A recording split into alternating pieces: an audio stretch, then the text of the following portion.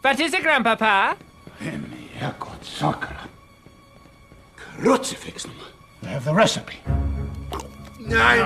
Why does the last guy chug out of a shoe? It's no shoe! It's just beer! Oh, hey Cole, what's up? What you working on? Just a chemistry project. Hey, something stronger might help. Yeah, I think you're right.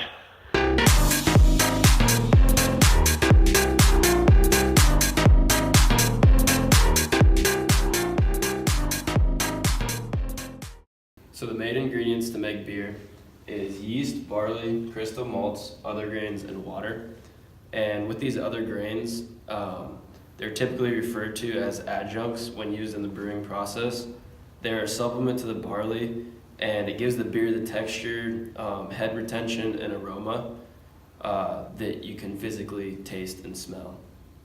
So the process of actually brewing beer takes 11 steps. And these steps consist of milling, mashing, loitering, boiling, whirlpooling, cooling, fermenting, filtering, conditioning, packaging, and then it's off to the distribution process. The first step in the process is the milling. This step is the first of many, and as like any project, you cannot move on unless step 1 is correct. This is where the producer makes sure that the grain is ready to go. The key is to crush the grains enough so that it exposes the starchy center of the barley seed without damaging the grain holes that encase them. If the crush is too coarse, not enough of the starch will be converted to the fermentable sugars. If the crush is too fine, the husks, which act as a filter bed for the brew, will be destroyed, and the brew will become gummy and unusable. Once the grains have been milled, it is added to a large vessel called the mash tun and mixed with hot water to form the mash.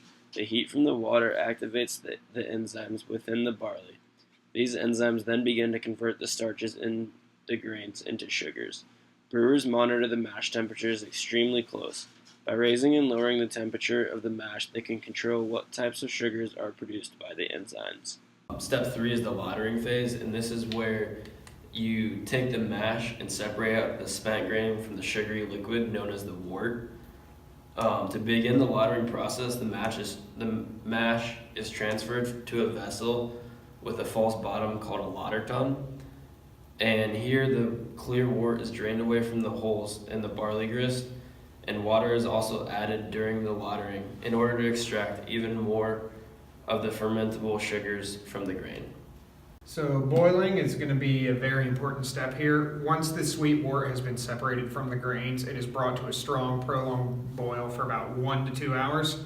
This boiling process is critical for many reasons. Reason number 1, it sterilizes the beer. During this step, hops are added to the mixture. The longer the hops are boiled, the more of their alpha acids will be isomerized in order to lend bitterness to the brew. Hops added to the boil to lend bitterness are called early hop additions and are generally allowed to boil in the beer for an hour or more.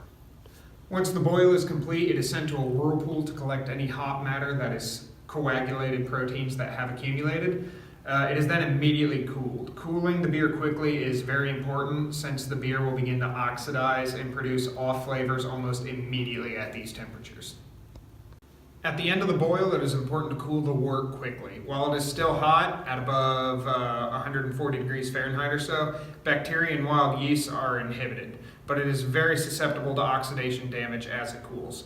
If the wort is cooled slowly, dimethyl sulfide will continue to be produced in the wort without being boiled off, causing off flavors in the finished beer. Rapid cooling also forms the cold break. This is composed of another group of proteins that need to be thermally shocked into precipitating out of the wort. Slow cooling will not affect them. So fermenting is considered to be the most important step in the process.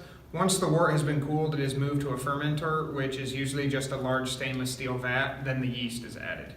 From the moment the yeast is added, it gets to work eating the sugars that were created during the mash. As they consume the sugar, the yeast expels carbon dioxide and alcohol, as well as a variety of flavor compounds that vary greatly depending on several variables, such as the specific strain of yeast and fermentation temperature of the beer. Fermentation time can vary greatly from a few days for a simple ale to over a month for lagers. Once the yeast has consumed all the available sugars, primary fermentation is over. During the course of fermentation, several off flavors are created in addition to the production of alcohol and carbon dioxide. Common off flavors associated with underconditioned or green beer is sulfur, butter, and green apples. Luckily, given enough time, the yeast will absorb these off flavors. Once fermentation is over, brewers want to get rid of the yeast and other flavor adding ingredients that used in the process. So the brewer can easily remove the yeast, leaving only bright, clear beer. To help this process along, many brewers also filter the beer mechanically or by adding filtering agents which help collect the yeast into larger groups, which then fall out of suspension at a faster rate. Steps 10 and 11 to the process is where the beer is packaged and sent to the stores where the consumer can then purchase the beer.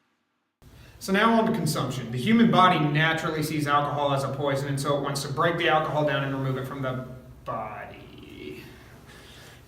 So as I was saying, the liver is in charge of breaking alcohol down into different chemicals that the body can then dispose of. It does this with the help of So as I was saying, the liver continues to break down alcohol until it becomes fatty acids, carbon dioxide, and water, compounds that the body can dispose of. Alcohol too fast for your